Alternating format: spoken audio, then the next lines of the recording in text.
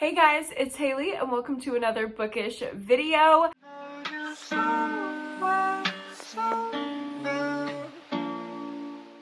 Today I'm going to be getting into my June wrap up, telling you all about the 13 books that I read during the month of June. But before we get into it, y'all know I always like to do my stats. So let's go ahead and go over all of these statistics from my June reading month.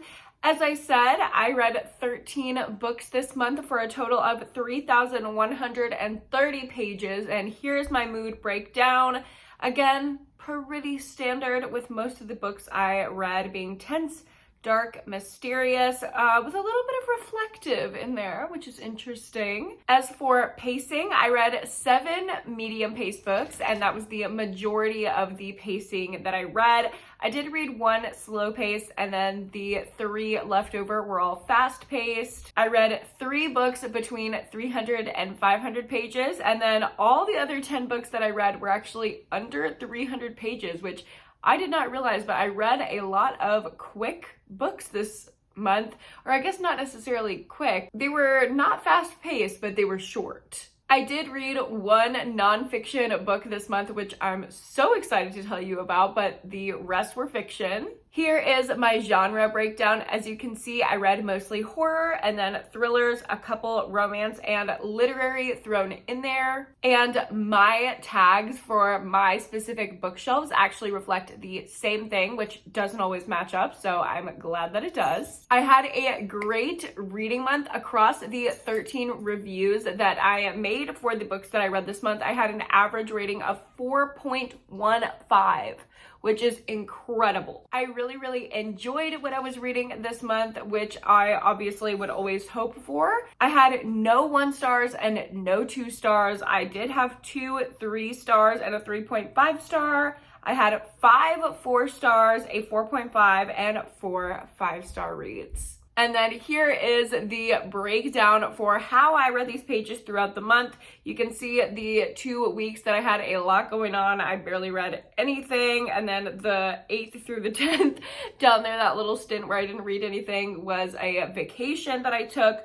But throughout the rest of the month, I was getting everything read pretty steadily. So those are all of my stats, and I usually get a few questions about where I get these graphics or how I generate them. They're just the automatically generated monthly stats from Storygraph. I always have my Storygraph linked down below, along with my Goodreads account, which I'm not active on, but I used to be active on a couple years ago. So if you ever want to see any of that, because I get a lot of questions, it's always linked down below in every single video. So now without further ado, let's go ahead and get into the book reviews, starting out as always with my lowest rated books, and we're gonna work our way up to my highest rated books. All right, time to get into the book reviews. If I look very different, it's because it's the next day. I thought that I was gonna have time to film this entire wrap up yesterday, but I had to work. I had a client emergency come up, so that's why I look different and the lighting looks different and probably everything looks different. But let's go ahead and dive into the wrap up,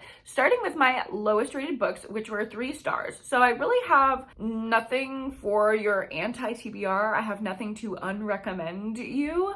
All these books are pretty good and I recommend them all, but we're just gonna start out with my lowest rated because that's where we always start. My least favorite book of the month in June was Only Psychos by Daniel J. Volpe. This was an isolated, snowy slasher. All of these people get stranded at this creepy motel in a snowstorm and they have to fight to survive. I featured it in my horror vlog, so because I already gave full thoughts, I'm not going to go super deep into it. If you want full in-depth thoughts and my entire reading experience, I will link that horror vlog up above and down below. But basically, I just thought this was kind of half-baked. It was a slasher that I've seen before. I liked the element of the people who own the inn being like creepy inbred Texas Chainsaw Massacre family. Like, that was kind of interesting, but overall there just wasn't enough action and gore for me. When you have a 100 something page book, 120 page book, and 60 to 75 of the pages are all set up, it feels like the payoff isn't that great. So It was just an average slasher. And the other 3-star book that I read in June was Woman of the Year by Darcy Bell. So I have notoriously been known for dragging Darcy Bell releases the past 2 years. Her new releases have been on my worst books of the year list. However, the 2023 release from her, I actually thought was pretty decent. It's a bitch I'm gonna snatch your life thriller about 2 former best friends, and this big incident happened that completely switched their roles. So one of the girls was always more outgoing and accomplished, and the other one was a little bit more mousy and shy, but that big event happening really changed things around. And now the girl who used to be mousy and shy is the Woman of the Year. Think like Chrissy Teigen, like massive following, people want to be her. She comes under fire occasionally, but for the most part, she just has this lifestyle brand. She's getting all these awards, she's giving talks, like it's giving that. And the girl who used to kind of have a leg up on her is now being humbled by this switch, this turn of events. And we are following her as she tries to exact her revenge and take her former best friend down. It is a very standard bitch I'm gonna steal your life thriller. It was so much fun, such an easy read.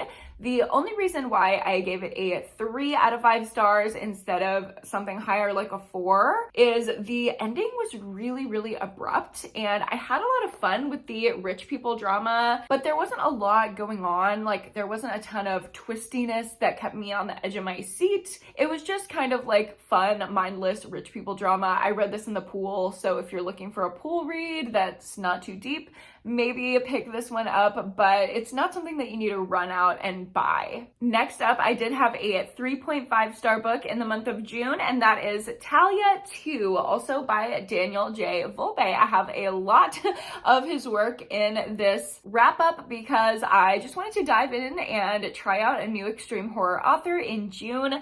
I'm gonna talk about Talia 1 in a moment, but Talia 2 was the sequel, and Talia basically follows this woman, this murderous woman named Talia, and this second edition was taking place at a school. So Talia becomes a substitute teacher and wreaks havoc and revenge on the people in the school. And I thought it was a better than average extreme horror novel. It was a fun read. It had great gore, really creative kills, just like a lot of stimulation and exciting stuff going on. And it didn't give me many icky feelings. Like, sometimes extreme horror really icks me out to the point where I just can't even enjoy it. And obviously the point of extreme horror is to make you uncomfortable and to disturb you.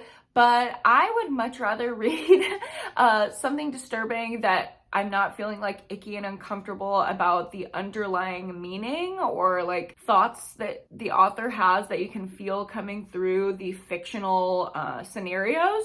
So this did have a tinge of that, but it wasn't anything that was going to take me out of the book. And overall, I liked it. The ending was okay, and really, I feel like this review is giving you nothing if I don't talk about Talia, the first edition in this series. So let me go ahead and talk about that, because Talia is the first of my 4-star books that I read in June.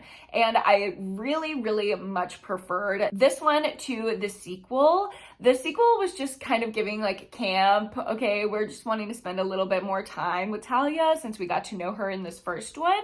But this first one I really, really loved. It wasn't pushing into 5-star category because, again, there was just like the twinge of ickiness, and I wasn't necessarily expecting the direction that it went into with like a little bit of suspension of disbelief. Once I got there, I enjoyed it, but it was a little bit of a difficult adjustment in the middle of the book when we kind of had that element introduced. But for the most part, I really, really love this one. We are following Talia, who gets caught up in participating in really hardcore corn videos, okay? And it borders on snuff film territory, and y'all know that I love reading horror books about snuff films. That is just the most terrifying thing to me. So I love that kind of content in a horror book. It's super effective horror for me. Talia is another great one in the like snuff film sub-genre. We see how participating in that type of content can kind of infect her, and she gets a little addicted to it. And of course, I alluded to this suspension of disbelief that has to take place, which is really the point of the whole book. I wish I would have known that going in. So if you do decide to pick this one up, if you're an extreme horror lover like myself, kind of prepare yourself for that, and I think you will enjoy it more than I did. The next 4-star book that I read in June was Killjoy by Holly Jackson. This is the prequel to the Good Girl's Guide to Murder series, and it follows this little murder mystery party that the friend group that we follow in A Good Girl's Guide has before the events of Good Girl's Guide, obviously. And it was just so fun to be back in Pip's head as she is doing her little investigating, putting the clues together. You know, it's a murder mystery party, but obviously things are, you know, not just fake, and real murder starts happening during the cute little party that they had set up. And I don't know, something about Holly Jackson's writing, even though it's YA, it just feels a lot more engaging to me than a lot of other YA. So even if you're not a young adult, I feel like you could definitely enjoy this one. If you like the Good Girl's Guide to Murder series and you're wanting more of Pip, this is a great one. Also in my horror vlog, I featured Last One Alive by Christopher Ruffty. And honestly, I gave it 4 stars at the time because it was a just fun, straightforward slasher. You know, there's a girl who goes on a camping trip. Her friends are getting picked off. She's running through the woods trying to escape a madman. Very standard. It read like a horror movie watches, which is exactly what I look for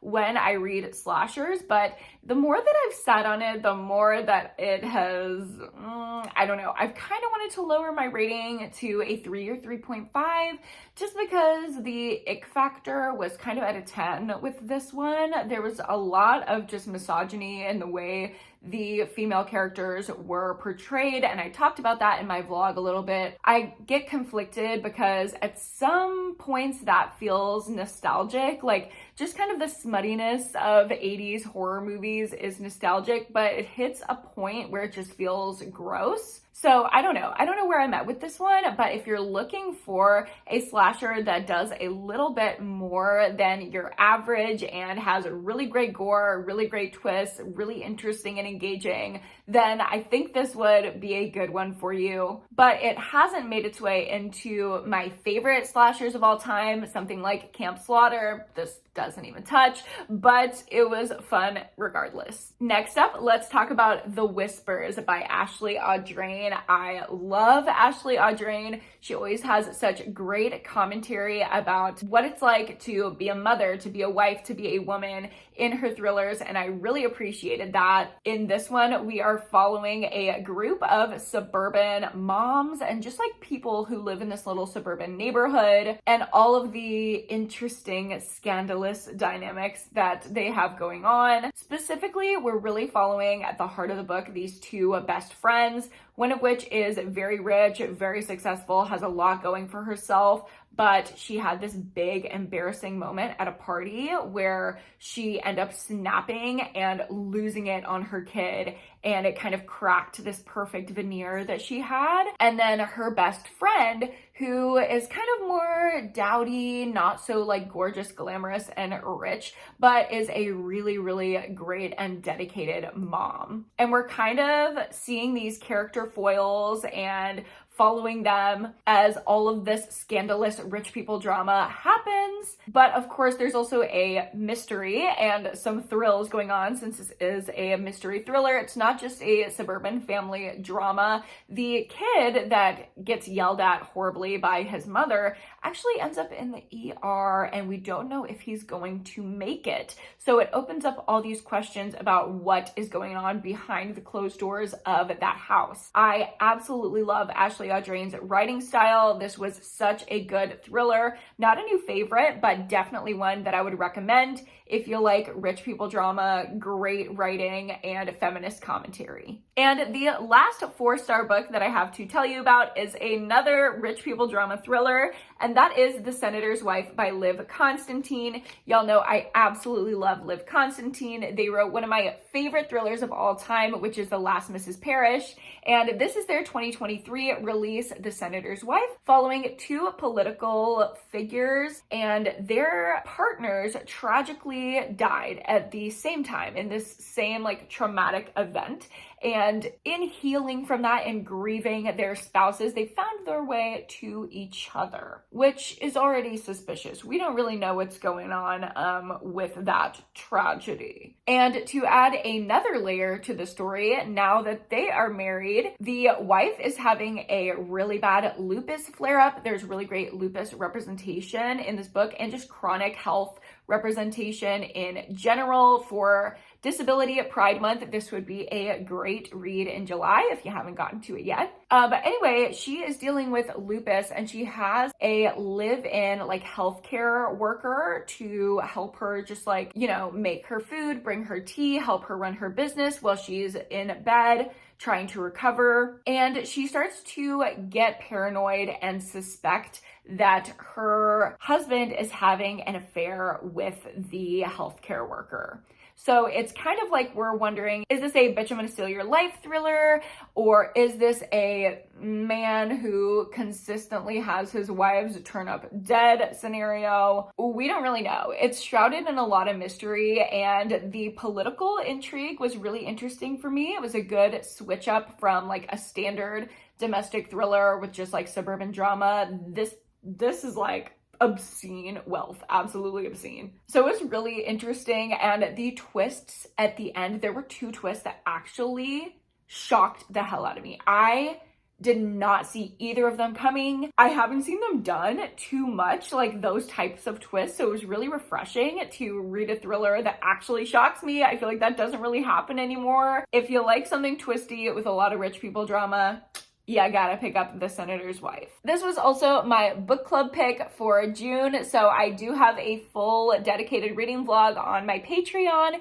If you're interested, as always, my Patreon is linked down below. The 4.5-star book that I read in June was another one from my horror reading vlog, and that is Spider Sight by Tirza M.M. Hawkins. I loved this one. If you're a fan of creepy kid books, listen up. And if you're a fan of creature features, listen up, because this one is both, and I had so much fun with it. If you like the book Baby Teeth by Zoya Sage, you're gonna love this one. Basically, it's following this little girl who has these visions of spiders, or so she says.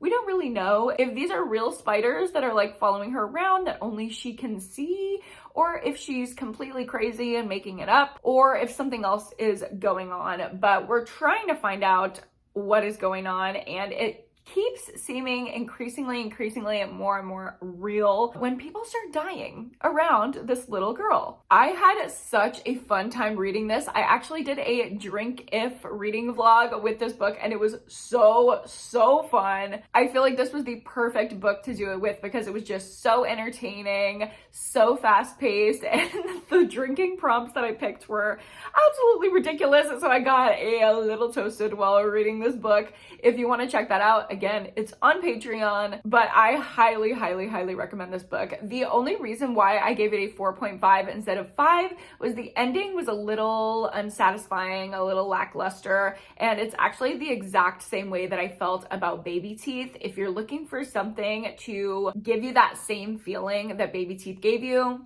this is like that with a little bit of a horror creature feature twist. And finally, let's get into my 5-star books. I want to start out with the one nonfiction book that I read in the month of June, and that is Word Slut. And I absolutely love this one. I read it on audio from Libro FM. If you want to use my Libro link, it's always down below. I know I'm constantly plugging in this video, but I got some links for y'all, so check them out if you want.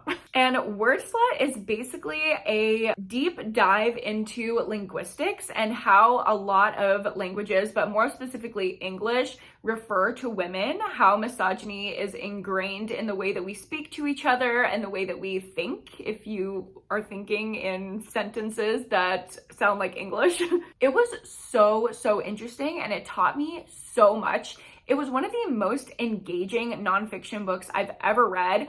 I don't know if that's just because I was deeply interested by the material, but I would like to think that some of that credit is due to the author. She just put things in a way that really made me interested in learning about it. She was so engaging. She narrated the audiobook herself, and I really appreciated that. Like, you could hear her passion just in the way that she was narrating the book. It has so much information in there, and it really made me think about the way that I speak about myself, about other women, and the way that I just speak in general, you know, the words that I choose to use. It was also so cool to hear about like word origins. I am a Latin nerd, okay? I took Latin for like 8 years of my life, so learning more about word origins is like right up my alley. I highly recommend it if you are interested at all in linguistics, feminist linguistics. Noelle from Noelle 7 Pages, if you're watching this, you gotta read this girl. I feel like this is totally on brand.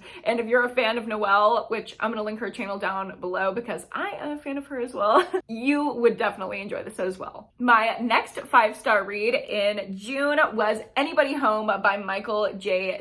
Seidlinger, I don't fucking know. This one was the last one that I featured in my horror vlog, and I'm so glad that I saved this one for last in that vlog because it was such a good way to end. It was such an easy 5-star. I know that this one doesn't have great reviews, but for me, something about it just really clicked. Home invasion horror is another one of those things like snuff films that's just like it just absolutely terrifies me every single time. So I knew I was pretty much guaranteed to be spooked by this one, and it did not disappoint. Between the home invasion plotline, the second person POV, and the kind of weird zoomed out meta feeling of the entire book, I was so terrified while reading this. I literally had to turn on lights to walk through my house just to get from my library to my bedroom to go to bed because I was so scared. I kept comparing it in my vlog to the movie Funny Games. If you like that movie, you will love this book.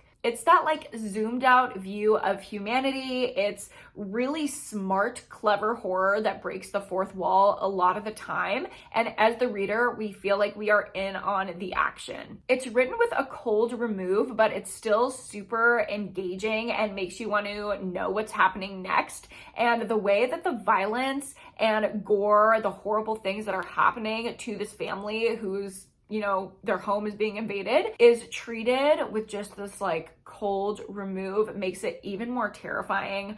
I absolutely love this book. I don't know why it's getting bad reviews. I feel like once you get used to the not so typical writing style, it is so easy to get into. So if you've heard the bad reviews and maybe you're avoiding this book, I would encourage you to give it a try. All right, the shadows on my face are not the move. Give me one moment. Okay, hopefully that's better to talk about our last couple books. My second favorite, almost favorite book of all of June was 7 Days in June by Tia Williams. Oh my god. Y'all, I have not read a romance that I have felt this good about in so long. This is the book that finally got me out of my romance slump. I was in it for way too long, and I'm so happy to be out of it. Thank God for this book. It is so good. In this book, we're following two authors who knew each other in high school. They had this like brief situationship in high school, and it was just something that they never got over, never resolved with each other. So when they both become famous authors later in life and are at this literary convention together, they re-spark their connection and have to parse through the past as well as their new present together. Our main female character is a smut author. She writes erotica, and it's so fun to read about that. Again, this is another one with wonderful chronic illness rep. She has chronic pain and chronic migraines, and it is just so great to hear about somebody who struggles with something that I struggled with for a long time. There was a period of time when I was in college that I literally had every other day debilitating migraines, and the amount of times I felt like people just did not understand my pain or didn't see what I was going through. Oh my God, I just felt so seen reading this book. And again, for Disability Pride Month in July, this would be a great one to read if you have a readathon for that, or you're just wanting to read more disability rep. Her chronic health condition was a really great addition to the story because we saw the way that she kind of had thoughts about herself because of her illness and was scared about that going into a relationship, but the way that he accepted her, the male love interest, oh my God.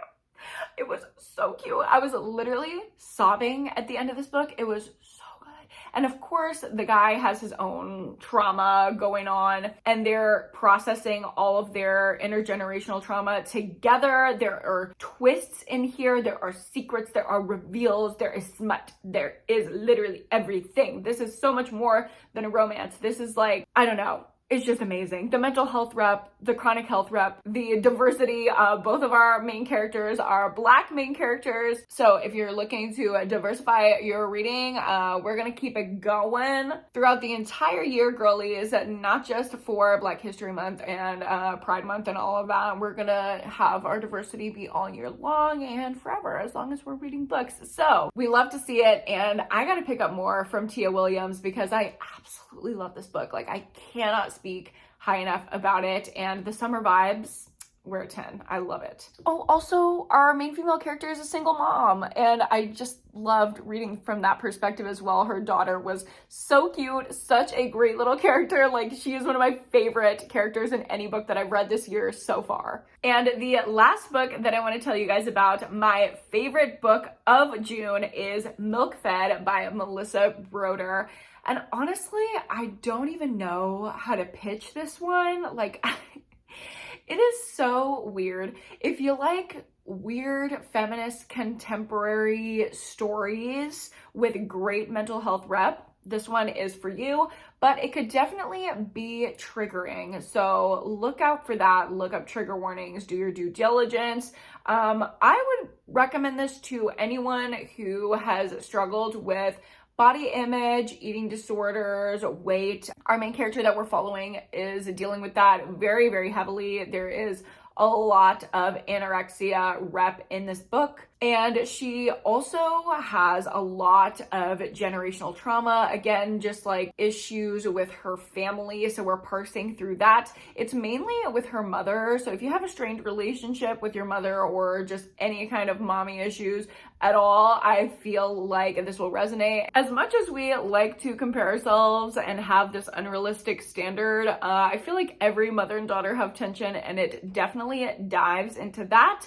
And the final aspect of our main character is that she is queer, and she's recently coming into her queer identity. She is thinking about how she wants to label herself because she's always dated men, but she's had this attraction to women. We kind of just like plotlessly follow her life, and y'all know I am such a character-driven reader, so I loved this very fleshed out, very engaging main character who was dealing with so many things that deeply resonated with me. The mental health rep was just amazing. The queer representation was phenomenal. I loved the conversations about coming out, about feeling valid or not based on who you're dating when you lie somewhere on the queer spectrum instead of calling yourself 100% gay or 100% straight. There were great conversations about, again, generational trauma, feminist presentation, gender, how you express your gender, and it's just, I mean, it was so good. Like, obviously I'm gushing about it because I loved it